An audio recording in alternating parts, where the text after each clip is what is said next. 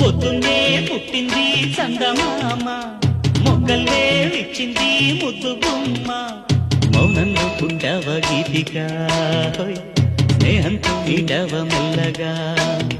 తొలి పొద్దండి అందాలు ఈనాడు నిద్రలేచి ముత్యాల ముగ్గులు